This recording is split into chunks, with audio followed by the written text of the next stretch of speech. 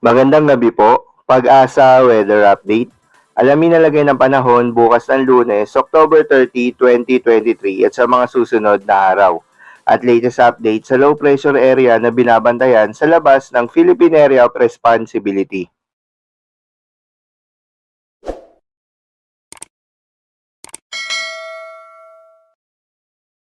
Patuloy pong epekto ng northeast monsoon dito sa may northern and central Luzon. So ibig sabihin po, generally preskong panahon ang mararanasan doon at possible lamang po yung may hinang ulan lalo na sa may silangang parte ng northern and central Luzon. Samantala, nakapasok na po ng Philippine Area of Responsibility itong minomonitor po natin na low pressure area sa may silangan ng Mindanao. And as of 3 in the afternoon ay nasa 960 kilometers ito, silangan ng Caraga Region. Base po sa analysis sa Pag-asa, particularly sa wind forecast ng isa sa ating mga binabantayan na models, ay inaasahan po ang unti-unting paglapit nitong low pressure area sa ating kalupaan. Bagamat mababa naman po yung tsansa na sa loob ng 3 araw ay ito'y magiging isang ganap na bagyo. Possible po na lumapit pa ito dito po sa may silangan ng Eastern Visayas at nananatiling mababa yung chance na maging isang bagyo. Pagsapit po ng October 31, that's Tuesday, possible po na malapit na sa may Samar provinces yung sentro nitong low pressure area. And then pagsapit po ng unang araw ng Nobyembre, ng gabi, ay maaaring naglandfall na ito or malapit dito sa may parting Samar provinces and Bicol region. At kitang-kita rin po for the next 3 days yung linya kung saan nagtatagpo po yung hangin galing sa silangan. For example, dito na lamang po, no, yung hangin galing sa silangan na mainit, plus yung malamig na northeast monsoon, meron po tayo nakikitang linya dito. Ito po yung shear line. So, ibig sabihin po, by tomorrow, meron na tayong shear line dito sa may eastern portions ng Southern Luzon and Visayas. Pagsapit po ng Tuesday, possible yung shear line dito sa may malaking bahagi ng Southern Luzon. At pagsapit ng November 1, maaaring apektado na rin po ng shear line ang malaking bahagi ng Southern Luzon pa plus parts of Central Luzon, including Metro Manila. Po araw ng eleksyon, asahan po ang maulang panahon sa silangang parte ng Luzon. Kung dito sa Bicol region, asahan yung kalat-kalat na ulan and thunderstorms dulot po ng shear line. Kaya mag-ingat po sa mga posibleng baha at pagguho ng lupa. Magdala rin po ng payong ang ating mga kababayan dito sa may Quezon Province, Aurora, and Cagayan Valley.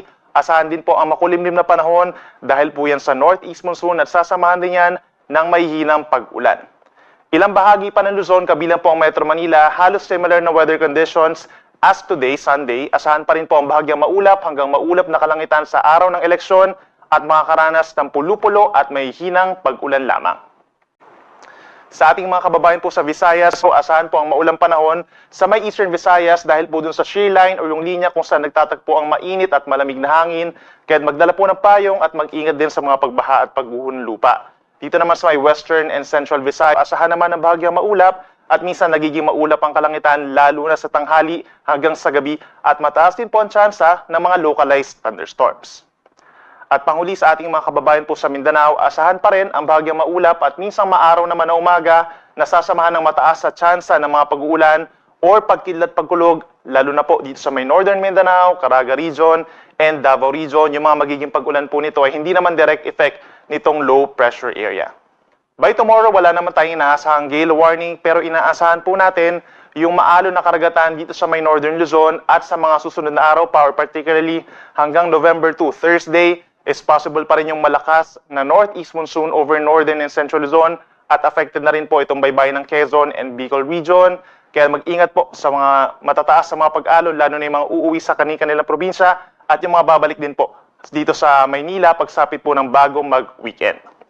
And for the next 3 days, inuulit po natin magiging maulan in general for this week dahil po dun sa low pressure area na papalapit dito sa may Samar provinces and Bicol region na posibleng tumawid din dito sa may parting Calabarzon and Mimaropa. Then inaasahan din po yung pag-ulan dahil sa shear line over here sa may Southern Luzon, kabilang ang Metro Manila at yung sa may Northern and Central Luzon, lalakas naman po yung amihan or northeast monsoon na siya magdadala ng mahihinang ulan at bahagyang paglamig ng temperatura. So kung dito sa Metro Manila, apektado tayo ng amihan sa huling araw ng October at sa unang araw po ng Nobyembre, asahan yung bahagyang maulap hanggang maulap na kalangitan na sasama ng pulupulong mahina pag-ulan. Pero pagsapit po ng Wednesday ng gabi, makulimlim na ang panahon at magpapatuloy po yan maaring hanggang sa Friday dahil po dun sa shear line, kaya asahan po yung kalat-kalat na ulan and thunderstorms at possible na may effect na rin po ng low pressure area kaya magdala po ng payong.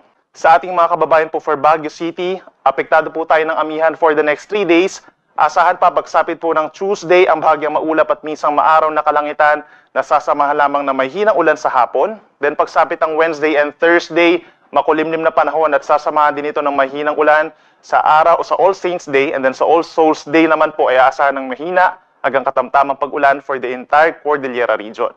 Sa ating mga kababayan po sa Kabikulan, magdala rin po ng payong at mag-ingat sa mga pag-uulan. From Tuesday hanggang sa mga unang araw po ng Nobyembre, asahan po yung makulimlim na panahon at sasamahan ito ng kalat-kalat na ulan and thunderstorms, lalo na po sa November 1, sa mga lalabas po papunta sa kanilang namayapang kamag-anak po, magdala po ng payong, mag-ingat sa mga pagbaha dahil magiging maulan, dulot ng low pressure area plus the shear line. Sa ating mga kaigsuunan din na over Metro Cebu, magdala rin po ng payong. Tuesday and Wednesday, asahan ng makulimlim na panahon na sasamahan ng kalat-kalat na ulan dahil po dun sa shear line for the entire Central Visayas po yan. Mag-ingat sa mga pagbaha at pagguho ng lupa. Then pagsapit ng Thursday, bahagyang bubuti ang panahon at mababawasan ang mga pag-uulan. At panguli sa atong mga kaigsuunan din ha, over Metro Davao, Tuesday hanggang Thursday, asahan naman yung bahagyang maulap at minsang maaraw na umaga. Then mataas po ang tsansa ng mga pag-ulan sa hapon hanggang sa gabi. At mainit naman po dito sa may parting southern portion of Mindanao, kabilang na rin ang Soc-Subgen, hanggang 33 degrees Celsius na maximum temperature sa tanghali.